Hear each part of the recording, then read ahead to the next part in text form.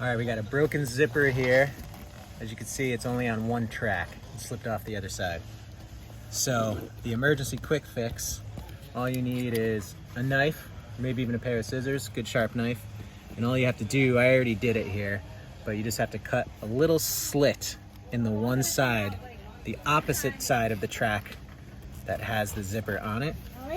I just cut a little slit right in there. And now you are able to get the zipper back into the track on the other side. It's a little bit of a pain. Might take you a few tries. Come on, get in there.